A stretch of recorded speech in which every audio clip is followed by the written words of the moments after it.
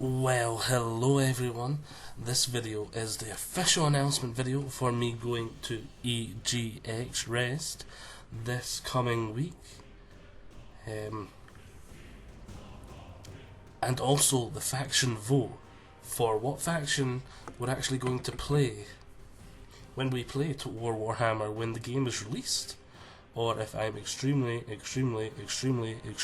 lucky when CA lets me get my hands on it early access, which is really doubtful, but they did say they were giving it to some small YouTubers, so we can be fingers crossed, can't we?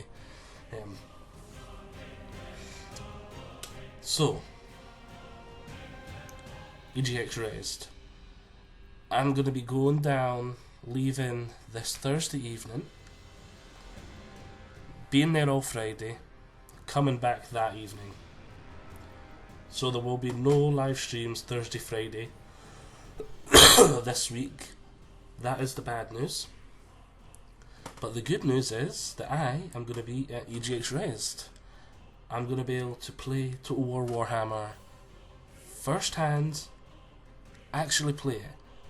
And what we know is going to be there is the Sword of Power, Manfred's Quest Battle, and Balthazar Gelt's the Amulet of Seagold. So we know those two quest battles are going to be there.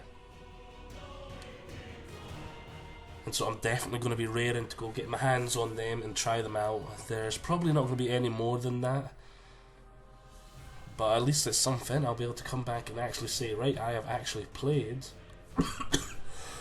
a wee bit Total War Warhammer now, and I know exactly what well, I've played a wee bit of it, and this was my opinions, and I really doubt I'll be able to get footage of it. But who knows, maybe we'll get lucky. Whilst I'm at EGX, I'm going to be getting a new camcorder. It was supposed to be here last week, but I'm still waiting on it to be delivered, so pray to God it gets here on time. And I'm going to be doing sort of, not so much a journal, but more sort of keeping records, and so I can try and bring as much of the experience that I have from going round this game convention back to use. And CA even, like when I was talking about it on the forums months ago, CA even hinted a wee bit that they might let me ask them a couple of questions if people have questions. So I don't know, if you've got anything you want me to try Total War wise related, like say you really hate spaghetti lines and you're like, oh, definitely one of your playthroughs try spaghetti lines and see if they've been fixed, if there's any differences. Or see if you're like, if you do get a chance, ask CA this, because I'm dying to know what an official response would be to that question. Feel free to leave stuff like that in the comments of this video. I've got someone on the forums just really asking me to experience the game as much as possible and then just give my genuine feedback, which I was planning to do anyway. And let's see if anyone wants me to do it in here. Round about now, there should be some pictures of my ugly puss appearing on your screen, so if you are actually going to be there at EGX Rest on the Friday, feel free to come up, say hi, or anything like that. But obviously, I've only got my bad camera. I was expecting to have my good camera by now, which is why I've been putting off doing this video, but it's getting really late in the game, so I thought, right, I need to get this video made, so I just dressed up, took some photos. I was also planning to actually get an awful lot more iconography and some editings done to the costume, but because I fell ill, because I've been really busy, I've not actually had time to do that. That is all just stuff I've bought, and it was going to be like a really nice witch hunter costume from Total War Warhammer I was planning to make, but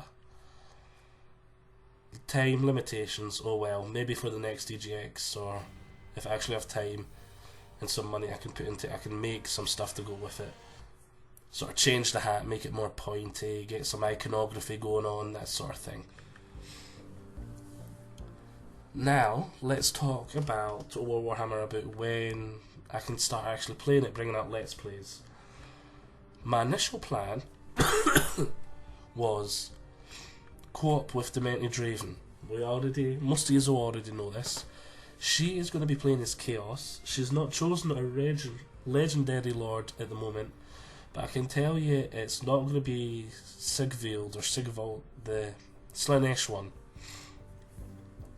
It's going to be Archaon or Kolic Suneater.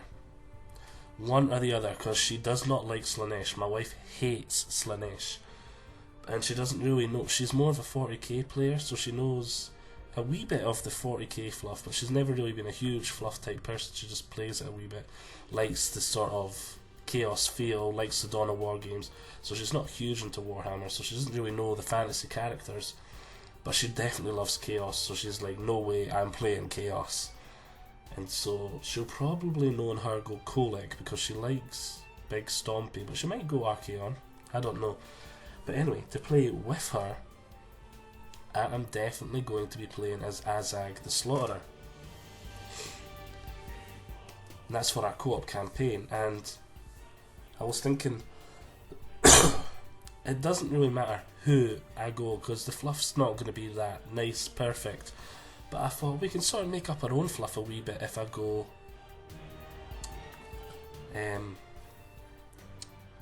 Azag. Forgot his name there for a second. Because we can say what the fluff is for our campaign is the crown of sorcery that's sort of been whispering in Azag's ear and influencing the sort of things he does, has somehow been corrupted in the past by chaos. So whatever legendary lord she chooses is the one whispering in my legendary lord's ear instead, which explains why my orcs are sort of working with chaos, and explains why there's sort of good relations here, because it's chaos whispering in my ear. And it is not unprecedented for chaos to use orcs. If anyone has read the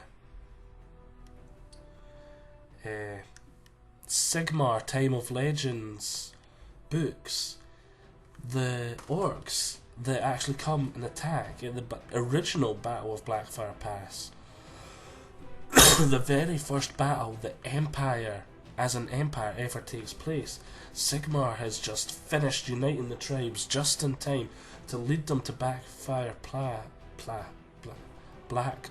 Pass to face off against orcs in this choke point with the help of the dwarf king. I can't remember his name at the moment.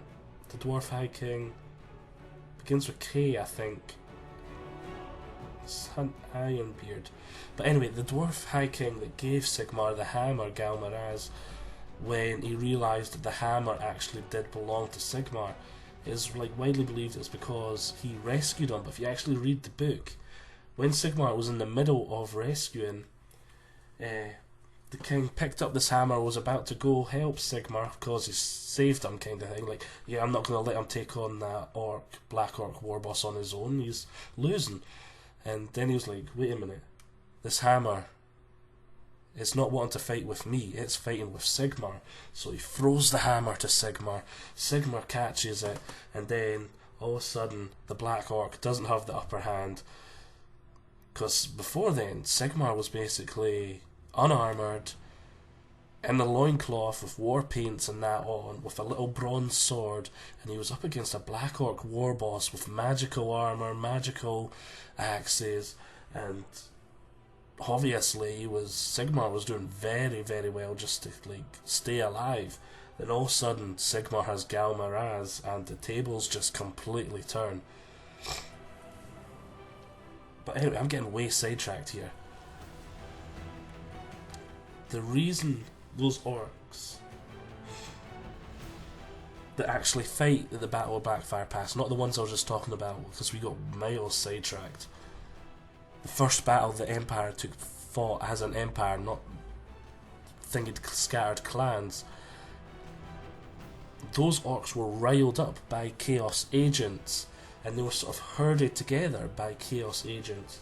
and they just sort of turned into the big seething mass of a Wah, and then the Chaos agents just sort of aimed them at the empire that Sigmar was growing, and this was supposed to smash the empire apart, stop it from happening, and Sigmar managed to form his empire just in time to be able to fight them off at this choke point with the help of the dwarves. When it was mainly him, the dwarves were just like a small little number of them. It was mainly an Empire Orc battle with a wee bit of dwarf support. I don't think there was even any dwarf artillery, which is really telling you there was really no dwarf support.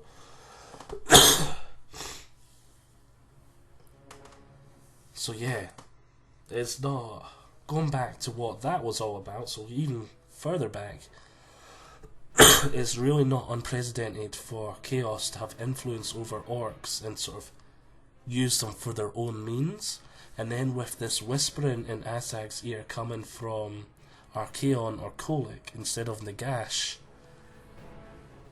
it really sort of forms a good sort of base for us being allies in our co-op campaign. And so there, that's how I justify it. That's how our co-op campaign is going to be. Moving on now to the second campaign I'm going to be doing. This one is the one you get to vote for. I'm taking orcs out of it, and I'm taking some legendary lords out of it that I don't want to play, either because there's one I definitely want to play if I'm playing that faction, or there's some that I definitely don't want to play if I'm playing that faction. So the faction vote.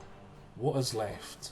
Dwarfs, vampire counts, Empire, and Chaos. Yep. That is the vote for faction. Now, if I play as the dwarfs, there should be a vote for the legendary lord, because I'm not that bothered which lord I play as dwarfs. If I play as Empire, I would rather play as Karl Franz, but I suppose if you guys want me to play as Balthazar Gale, I will, so there'll be a vote for that.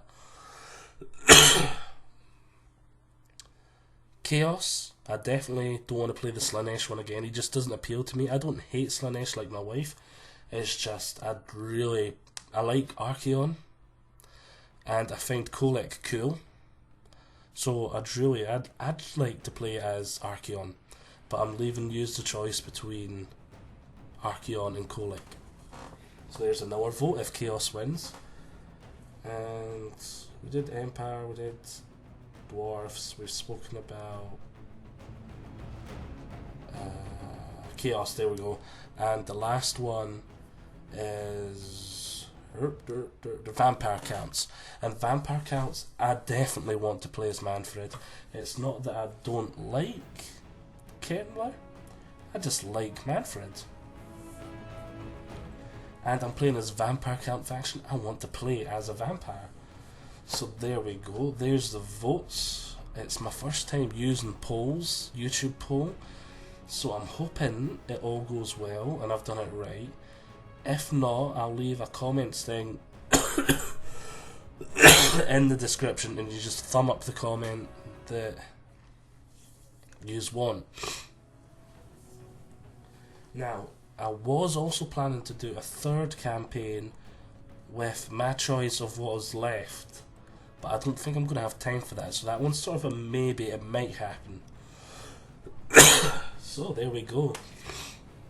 That video was a hell of a lot longer because I ended up going on to a wee lure talk there, talking about Sigmar. I really love Sigmar and Sigmar's fluff. The old Sigmar, not the God Sigmar. The God Sigmar I still like God Sigmar, but I like the real sort of Sigmar. Yes, Sigmar becomes a god. He just walks off into the wilderness and all of a sudden he's called a god, but the god stuff does seem to work.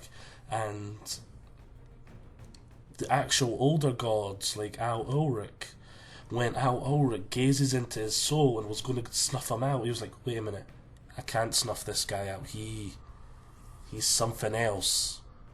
I can't touch him. So Sigma is definitely something, God or not, and then when he leaves, all these powers benefit his people. I like that aspect of it. But then Age of Sigmar went and ruined absolutely everything and destroyed his name.